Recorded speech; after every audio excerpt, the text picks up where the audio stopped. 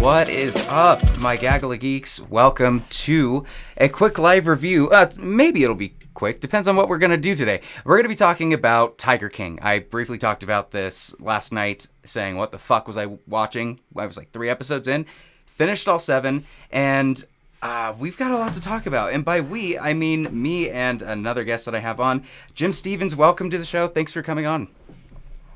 Thanks for having me. Woohoo! I love talking about tigers and kings. So Tiger Kings, and I can't believe the backstory. I can't wait till we talk about this anyways. I gotta ask, when did you know about this guy before the documentary? So I didn't realize it until later when they showed it was last week tonight? But I think I even saw it before that. Like I remember as clear as day as him running for president, and it might have been or Oliver or whatever. But that his whole I'm gay and I got guns and tigers. I remember that promo so vividly that I'm like, that's Joe Exotic, and it clicked. When he's like, I am gay, I do have warrants out for my arrest. Like. And you don't know the story. It was crazy. Oklahoma or whatever it was. Did somebody just look at that Last Week Tonight clip and go, hey, this is exactly what we need to make a Netflix series about? Or, like, I don't know even how this got started, but it's crazy. We've talked about everything for the first hour before even jumping into this. I want to actually, before jumping into the review, talk about you a little bit and have people learn a little bit about your backstory, where you came from, and just why you love movies. I've been doing since I was a little kid. That's about the only thing I was really good at. I wasn't good at. I mean, I was pretty good at sports. I was pretty good at that, but I had a big mouth. I was a state champion in high school. Got a full ride scholarship in drama to go to college, and started making films. It just the one thing that I just seemed to come easy for me was making films. I got to beat Edgar Allan Poe, and other people are like, You're not supposed to just go step on a movie set and I'm like, they gave me the part. I got 2-3 years of Arctic Circle commercials that just ended a couple of years ago, and I didn't even want to go to the first audition, and they ended up signing me to some stupid contract, and they're all like, what brought you here? I'm all, I brought one of my students. But it's the one thing that just for some reason I've been really good at, and I've been lucky. I come from the Stevens Brothers clan. I got an older brother, David, younger brother Nate, who both do a lot more acting than I do, and I've gotten more behind in the directing and the writing and the producing part of it. Had a class for 10 years called Actors Anonymous, or AA, which was very fitting. Very clever. Yeah, and then just recently blew it all up, started over, and now I'm starting back from my roots, taking my iPhone, no lights, and my little brother, and just filming whatever comes into our heads, and that's basically what I'm doing now. So came from doing it my whole life to been real lucky. I've worked with Adam Sandler, Anthony Hopkins, Philip Seymour Hoffman, Paul Thomas Anderson. Fucking stop. Pause. What? Okay. So let's go through the list again. In which films and what is the craziest story of that? Holy shit. Punch Drunk Love. Have you seen Punch Drunk Love? It's on HBO right now. The 4 brothers from Provo. That's me and my real brothers. Oh. Yeah. The phone sex operator's a really good personal friend of ours, and originally it was supposed to be John C. Reilly and Philip Seymour Hoffman as the Provo brothers, and Sean Penn was supposed to be Philip Seymour Hoffman's part. It shuffled. All of a sudden, Paul's looking for brothers from Provo. The phone sex operator goes, "You want brothers from Provo? I know 4 blonde brothers from Provo." Next thing we know, we're sending in tapes. They fly us out. Everything that we're wearing in that movie was what we showed up to meet Paul Thomas Anderson. They took the clothes off of us and said, "Yep, this is what we want." That is awesome. Then in the next 5 months we filmed. You got to talk with Adam Sandler, meet him, or a lot. Okay, so what is he? He seems like he's pretty easygoing. One of the coolest dudes ever. Like, that's awesome. I meet a lot of movie stars that are D-bags, that are not good people, and they don't just like Steven Seagal is not a good person. Mm.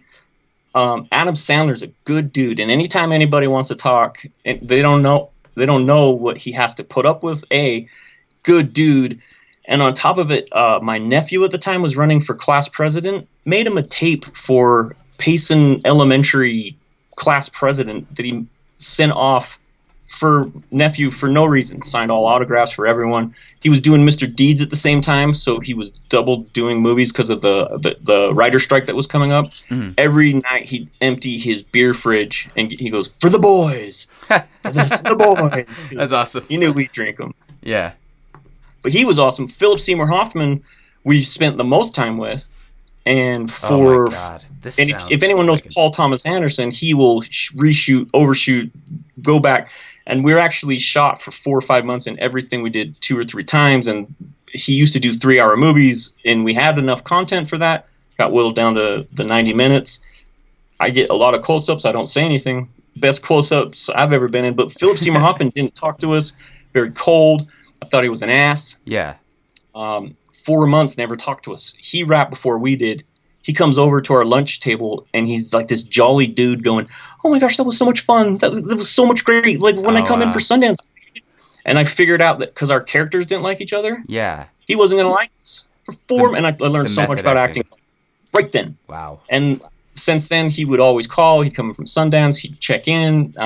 Like we heard from him a couple months before. He, sweet guy. And I was like, the weirdest thing in the world, Action Jackson. You know who that is? Mm-mm.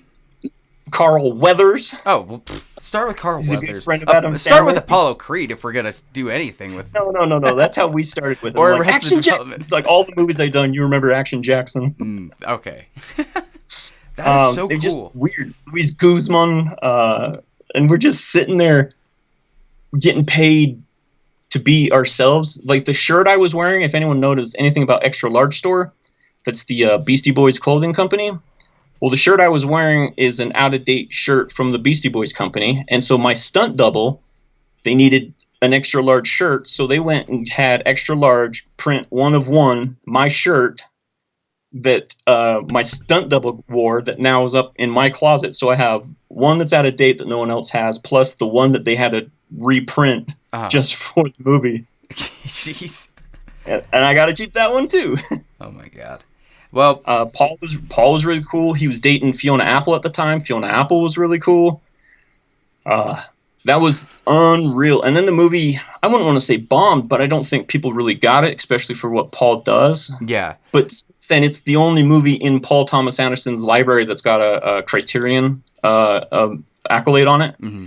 So well, it's one of the first movies that Adam Sandler was taken seriously too. Like you're a part of history, man. Like you're not in like one of the later Chuck and Larry films. You're in an important part of his acting career too. That's fucking and awesome. When people are like, "I didn't like that movie," I'm like, "It's okay. That's okay." It's the experience that was more interesting. He got nominated for a Golden Globe for that one. He didn't for Uncut Gems, which he was robbed, by the way. I was gonna ask, did you feel a personal stake in it when he didn't get nominated? Okay, and nice. Don't get me wrong, I was not a Robert Pattinson fan. Went back and saw what the Safdie brothers did with Robert Pattinson in Uncut Gems. Or no, I'm sorry, Good Time. Yeah. And if you haven't seen that movie, it's great. On. Right now, you can go watch it on. It's on I think Netflix. Hulu. No, Netflix. That's right. It just moved over to Netflix. Mm-hmm. Brilliant. I've never seen filmmakers who invoke panic. And they're like, what do you mean by invoking panic? I'm like, well, by the music and the way they shoot and the loud, these aren't good people and good things don't happen to them, but you find yourself invested. I had a panic attack after watching Uncut Gems. A full-on panic attack. And other people I know had the same thing.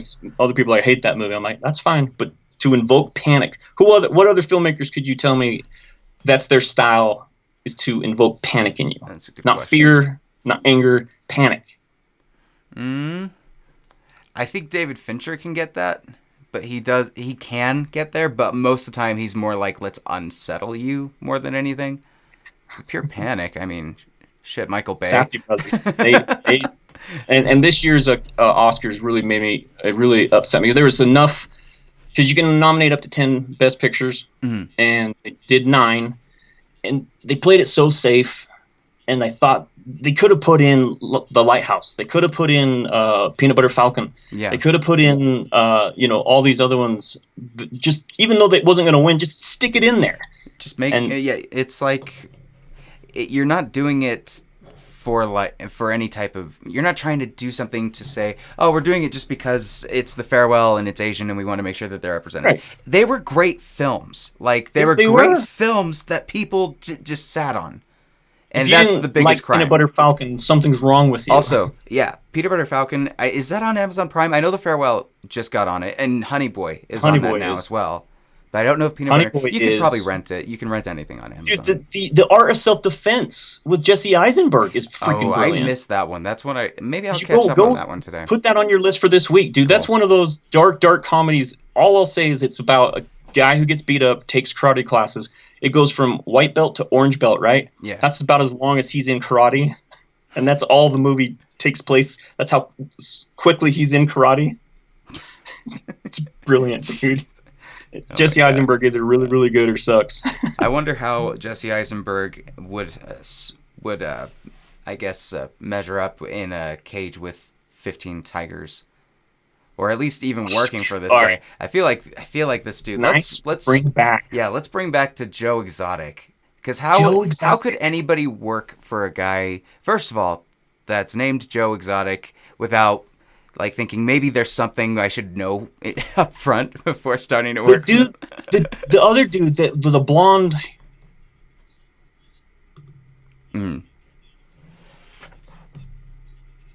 How do you not know you work for a cult? And that guy, dude, what was his name? That's terrible to bring that up and not know. But the guy that lived up north at the very end of the 7th episode, they said his ranch just got raided. Yeah.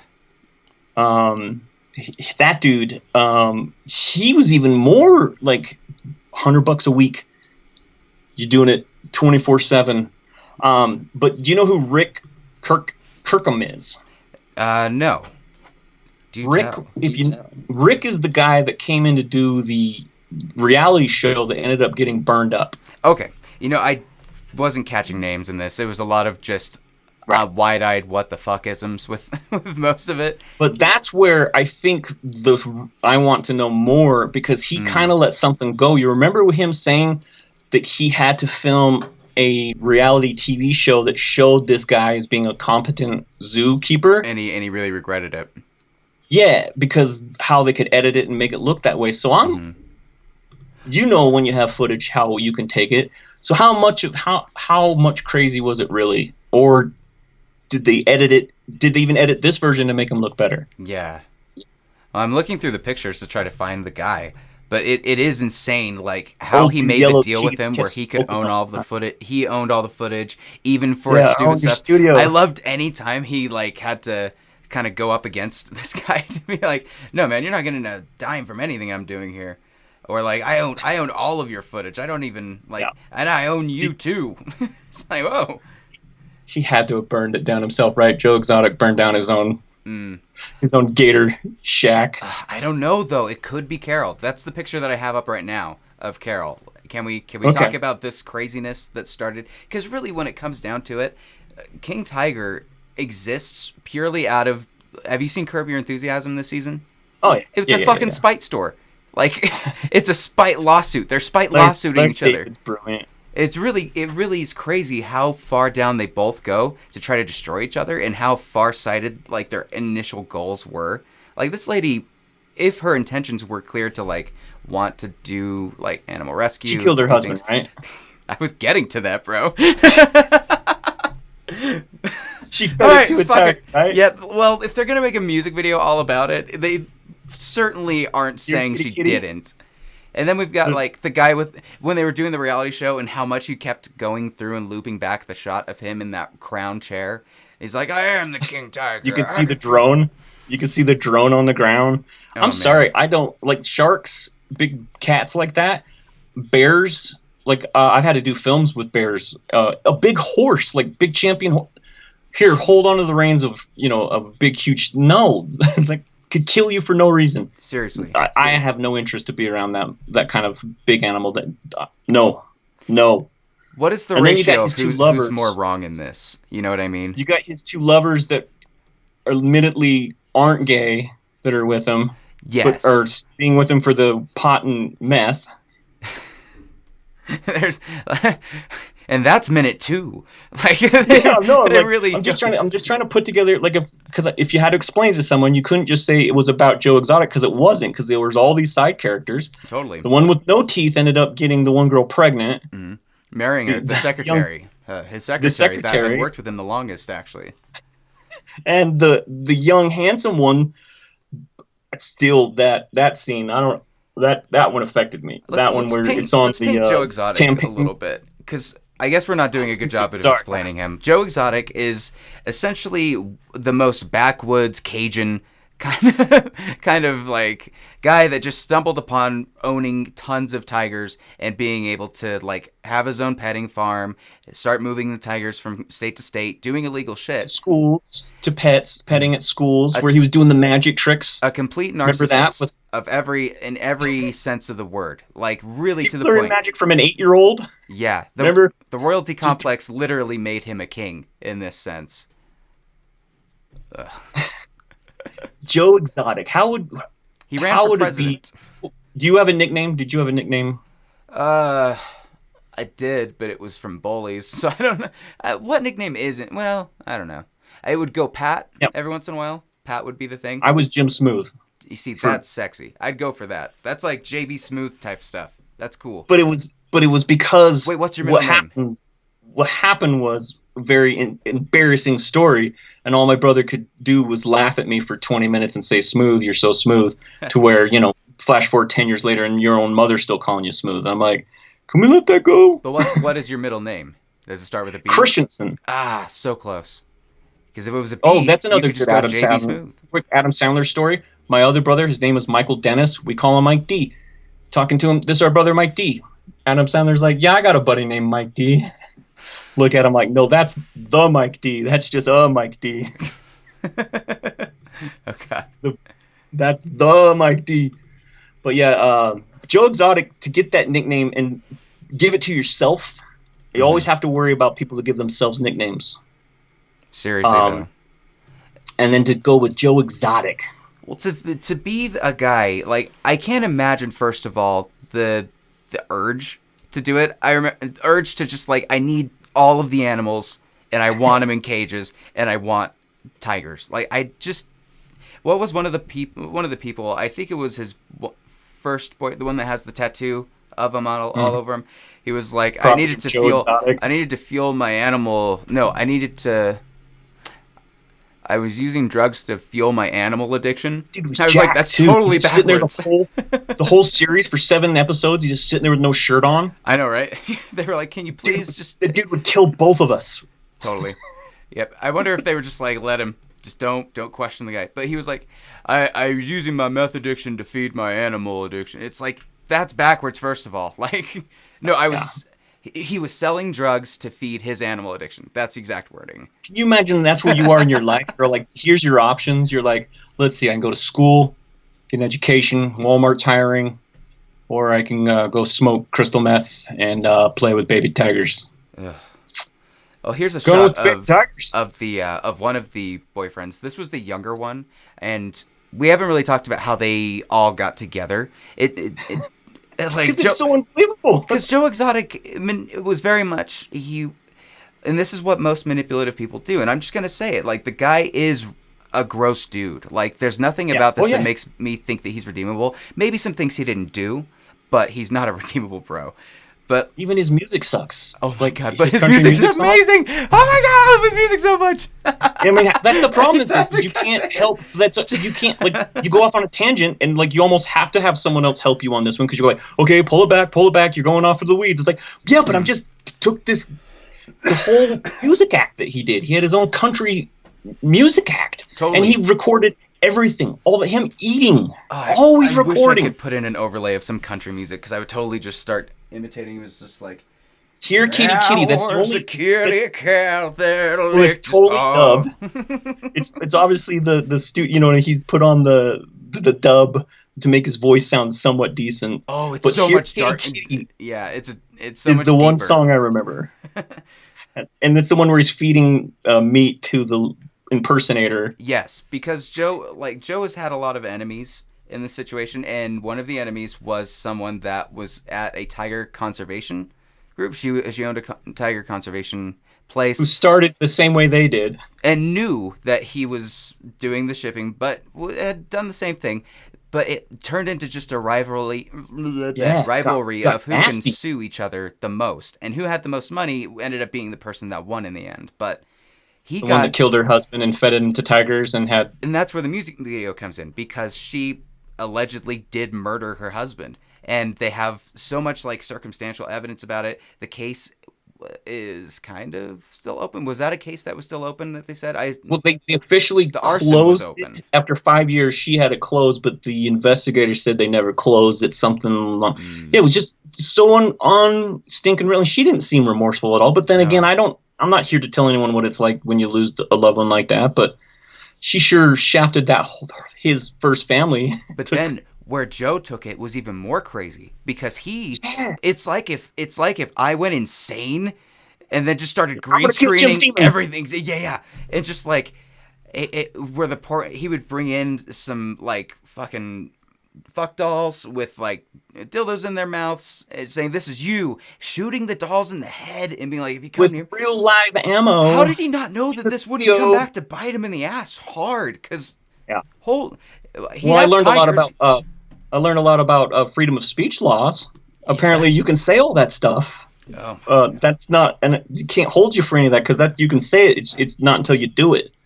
Yeah. Like, unreal. And that's just like, and I'm trying to think of, and that's just the original crew plus all the people that he would hire. Basically, they'd come in from the bus stop, and if they were there over till the next morning, they had nowhere to go. That's when he knew he could just show up to there's nowhere else for them to go. Well, I'll give you a place to stay at one of my cabins, and you can come work for me. And so he had all expired meat. The one dude that had no legs that liked to race cars. And the Walmart discounts that they would have to give the Lions. He had a pizzeria that was open because we haven't even gotten it. Like, I think we're talking about the first half of generation. We're talking about the first half of the documentary, because it's not even like the second half gets even crazier than this. So unbelievable. Yeah, then when the con artists start coming in, and the people that try to steal his zoo, that do steal his zoo. Yeah, Jeff, whoever his name, straight up like having people monitor him and like just mess around, and how they tried to set up the hit on Carol, and there's so much to unravel in this thing. At first, I was talking about this yesterday, saying that like I hate some miniseries of documentaries that are like, we're gonna do 5 episodes, but really only one of them counts. Yeah, it's way too long. This one, at first I was like, this is gonna be that. But then each episode I was like, what the fuck? Kept happening every time. It was... Well, then he starts running for office. Yeah, it's like it keeps getting crazy. It's like where we're living now with Trump as president. Every time there's like, now he's doing this? This is insane. But at the same time, that's why I love America, because I try not to tell anyone. You know what I mean? That's why Joe Exotic loves America. Dude, if you want to shoot heroin between your toes and you can function and it doesn't bother your neighbor, you know what I mean? You can every day, you just shoot smack all day, every day, and it doesn't affect anyone's like, well, that affects people. I'm like, well, if it doesn't, you didn't know he was shooting smack his whole life, then shoot your smack. Mm-hmm. If you want to take a rock, smack yourself in the head. You want to vote for Trump? I don't care. I don't care what religion you are. Vote for Joe Exotic for president. He took third place. And he ran for governor after, because he said, I just can't wait another 4 years. While embezzling from his own company. Which is what ended up getting him nabbed by the feds at the end, was his embezzlement from his own company. You know what's amazing? On the cast list, he's the only one that's like has the credit before you have to click on see full cast. I wonder if he's like, please make sure that's the case. I like giving meat to there's tigers. Part of me, because I've seen them cast shows like this, even though it's it's supposed to be true story and all that stuff. They still script it. And that's why I'm a little bit hesitant when the Rick Kirkman, when he kind of started talking a little bit like, now be careful, because they can still play with some of that. Some of these characters they can, but none of these people came from central casting. Totally. Yeah, totally. These people, they lived that life. And the chick that got her arm chewed off and went back to work because 7 days later. Because deep down, like, and this is what it proved to be. I feel shitty because we're spoiling all this shit. But you still watch it. It's gonna be just as crazy just watching what's happening. That's where, like, I've told you about my show. Like, so I don't like to review new things because there's nothing to talk about. All we can do is tease and tease and tease. But this has been out for a while now. It's been out for a few weeks, and that's my kind of. This isn't The Mandalorian, so if you get pissed off that Joe Exotic even now, spoiled Mandalorian, for you, second season's coming out. I think the first season should be wide open. I don't think anyone should like. Episode 7 or episode 9 of Star Wars. I should be able to talk about it now. If you haven't seen it by now, then shut up. I think for the sake of America and for getting through this social distancing, we have to be able to talk about all the spoilers, because what else is there to do?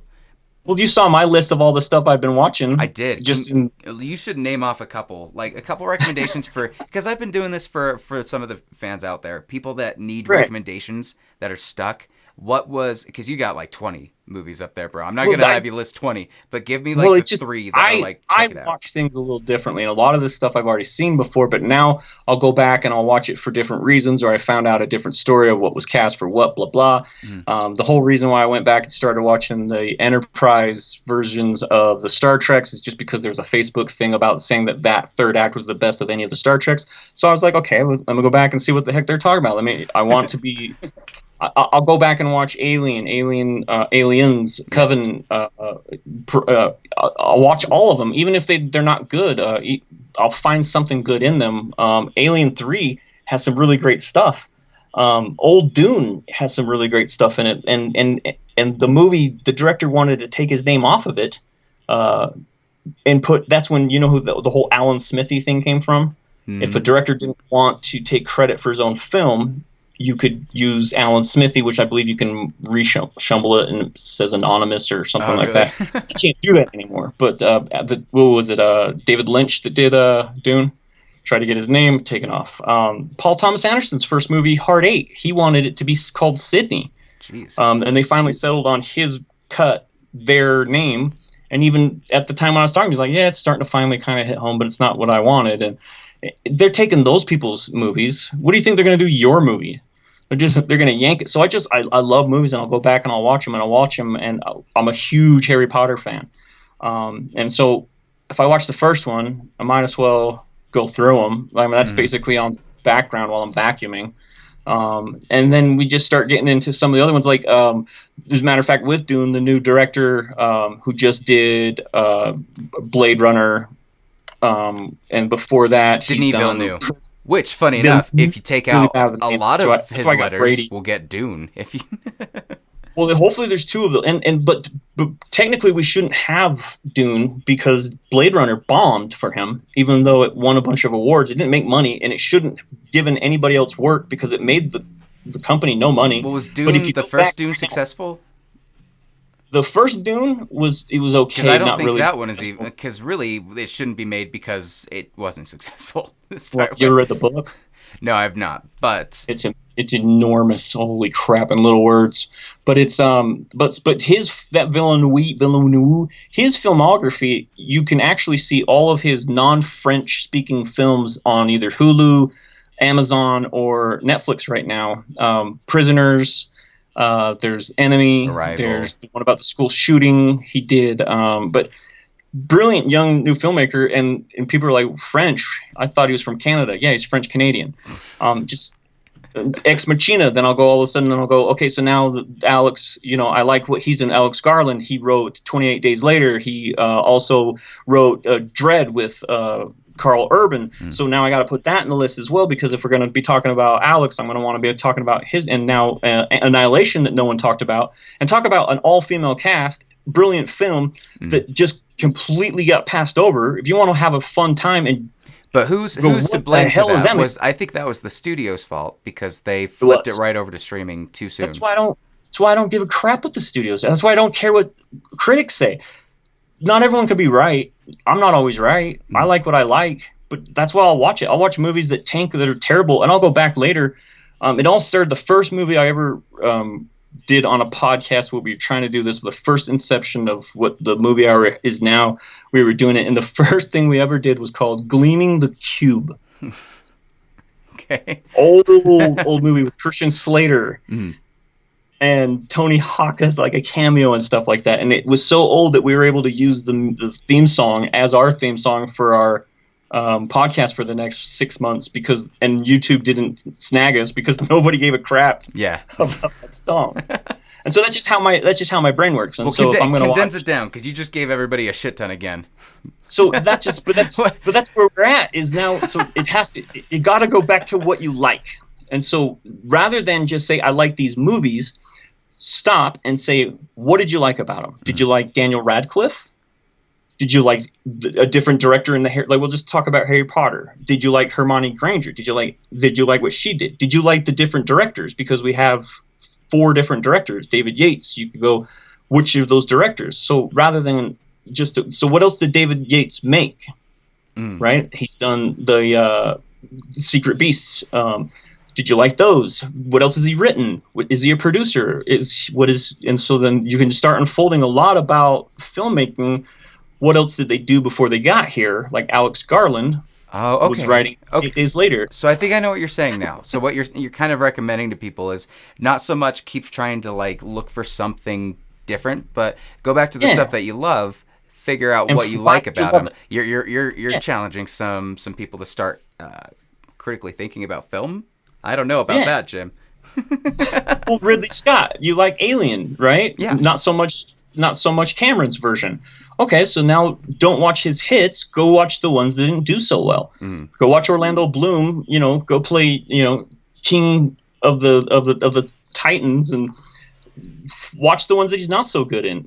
Find an actor that you love and go watch a whole segment of his filmography. And you'll learn a lot more about that actor if you watch what they made.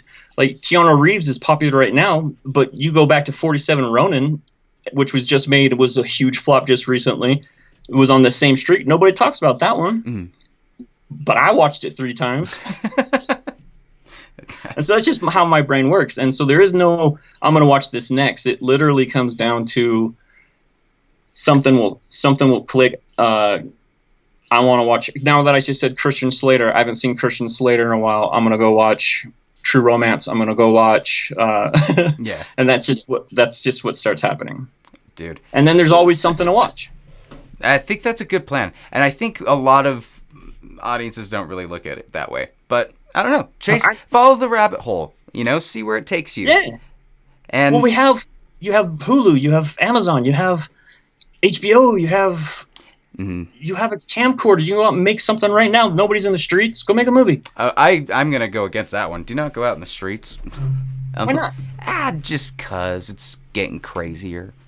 Yeah, but don't be around people. Don't get people's grandmas sick. Don't be around other people, but you can be out in the streets. But what happens when you need someone to hold the camera? I do it myself, man. That's trying to find a way to selfie stick, damn it. I'm trying to find a way to write, direct, shoot, and star in my own film on my iPhone in my spare time. Nice. That's what I'm trying to do. That's super cool, dude. And really, thank you again for coming on and talking about this. Yeah, sorry, that's a really confusing way of looking at it, but it's not. I think it's a great way to look at it. Let me ask you this though: do you rate TV series? If you were to rate this, what would you say for Tiger King? I keep calling it. I have a hard time with TV series. I don't like sitcom television. Yes. I haven't watched sitcom television in a long time because a good friend of mine, Charlie Halford, was on one of these shows and he was really diving into it. And the producer says, "Hey, man, this is just filler for commercials." And I'm like, "This is his art." And the producer's telling him, "Dude, don't take it so seriously." So I don't CSI. I don't watch those shows, but I do like this kind of a show. The one about the dude that drew the penises that he was in trouble for. Which one was that one that just clicked in my head? Now I'm gonna have to go back and watch that. It was a mockumentary, but basically it was like a 4 or 5 episode. Have you seen the clown documentary on Hulu? Well, what is it called? Happy. It's this guy that. Yes, yeah. He's a miserable clown, and he shows up for birthday parties and fucks with kids. Yeah. Yeah. Have you seen Clown? Have you seen the movie Clown? Just follow that. If you liked Joker, just start following the clown hole, people. Clown, just go down that rabbit hole. Maybe let's not. I'll never call it the clown hole again. That sounds a little bad. The clown hole. No, I'll find that. It's really good when I'll suggest for a TV series. If you liked this one and you want to find something more like it, it isn't based on real story, but it could be. And for the longest time, you're like, is this real? But it's basically a kid who draws boners in classes all the time. Someone draws a boner on one of the cars, and they turn into this huge who drew the boner on the cars. And it's like, it's brilliant. And I can't remember what it is now. It can't be any weirder than this. So I would say let's give that a shot. Well, I don't know. I don't think I have a rating for it. I would suggest it. It does have bad language. I have to tell people that because my mother watches stuff. She doesn't care about anything, but you drop the F-bomb and my mom just cringes. She just folds. Well, she's watching Punch Drunk Love while they're talking about, Georgia peaches and blah, blah, blah. But, one F-bomb from her son, and she just, oh, why do you have to say it? Yeah. Well, Tiger King is on Netflix, guys. Go and watch that as well. I think it's definitely worth the 7 episodes. And then post on your remarks, stuff we missed, because there's so much stuff. Like, that's what we can't get that on the movie hour enough. Like, I want people to post their own ideas. I talk my own ideas all the time. What did I miss? Make me go, oh shit. Go back and go. Yep. Because that's I love discussion. So thank you so much for having me on, because as you can see, I geek out. Now for the next 2 hours, I'll be in my room. I'm just gonna be like, look at Jim, where can the people find you? I know you've got a YouTube channel amongst many, many others, but do you have a hashtag, something on Twitter? I gotta get better at. I gotta get better. That's one of the things that I'm trying to be better at. Like, for a while, I had 4 IMDb pages, and I would keep changing my professional name, and because I just didn't care. Like, I loved it. Directing, I did one thing. So you really can't find me very well right now. Now I'm realizing that it's probably a good idea. But I'm around. I pop in and out, and I'm going to try to be better at that and try to find a way to, or if someone can help me with that, that's people helping people, man. I'll help you. You help me. Nice. Terrible self-publication and helping myself out. And I'm so wonderful. Well, with quarantine, we all got to help each other out. And that about does it for this episode, everybody. Make sure to do all the shit. I'm not going to talk about that anymore. And we will see you at the next review. Yeah.